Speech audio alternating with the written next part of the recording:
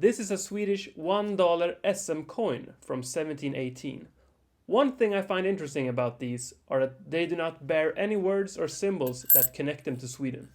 Instead, you find different figures, mostly Roman gods, depicted on one side and the words $1 SM on the other. Still, the coins were official common money. But what made the Swedish crown mint these odd copper coins without the name of the country or the king? By 1715, the Swedish state finances were very strained. The cause of this were the costly and lengthy Great Nordic War, which had been fought for about 15 years at this point. The crown tried several ways to solve this crisis. One way of handling it were the emergency coins, or nödmynt as they're called in Swedish. I couldn't really find an official translation of what the coins were referred to as in English.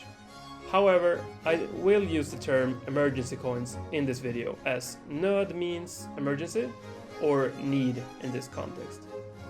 The coins were never referred to as emergency coins back then, which they later became known as, but as coin tokens. They didn't even have the name and face of the king or the country on them, as I've said previously. The coins were made out of copper, and these copper rounds were made in Avesta, which were later shipped to Stockholm, where they were minted with their different designs. The emergency coins were minted to function as a stand-in currency, as a way to fund the military in the ongoing Great Nordic War. By 1715, the state treasury was in really bad shape after fighting a very long war against countries like Russia, Denmark, Norway, and Poland, Lithuania. A total of 10 different coins were issued from 1715 to 1719, the first one not seeing use in daily trade until the year after, 1716. Effectively, these coins were only in proper circulation for about 3 years, but they could still be used up until 1873. They all had a face value of a $1 SM coin. This is where it gets quite a bit confusing.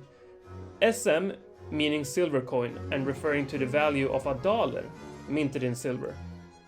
During the same period, Sweden minted plate coins, large slabs of copper being worth their weight in copper, by side with the minting of silver coins of the same value. As copper was and still is valued much lower than silver, these copper plates were huge compared to their silver counterparts. A regular $1 SM copper plate weighed in at around 760 grams.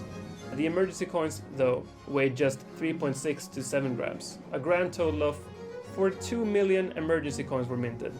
Seeing these coins weighing much less than a proper copper dollar, the value of them tanked shortly after they started circulating.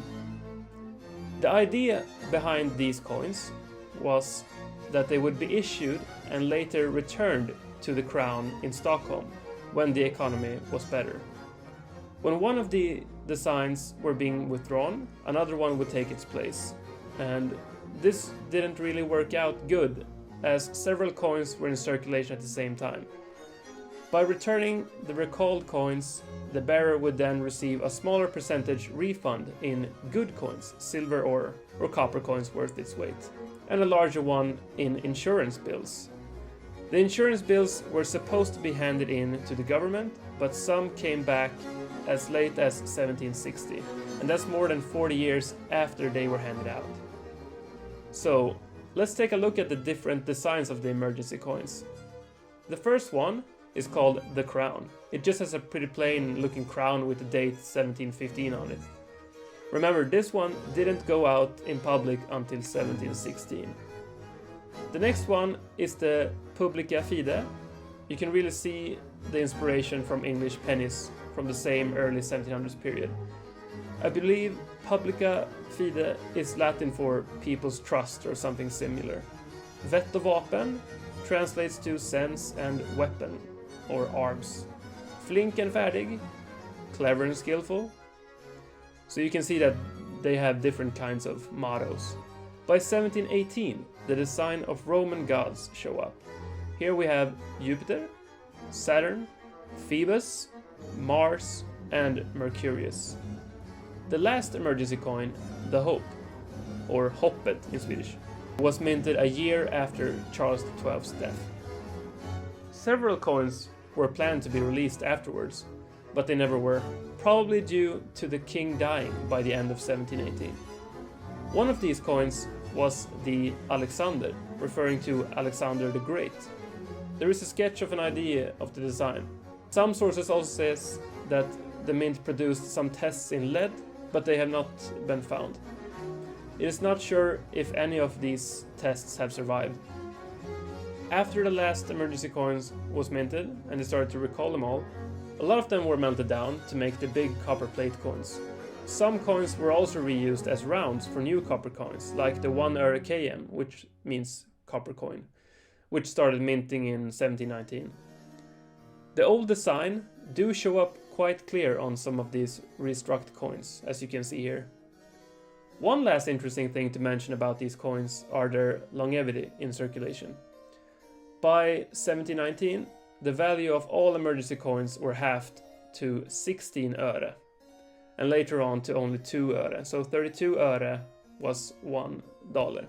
Since they were made out of copper and were of decent size, the Swedish government decided that they were still legal currency, but only worth 1 öre. Still, the value was 32 times less than what it was originally,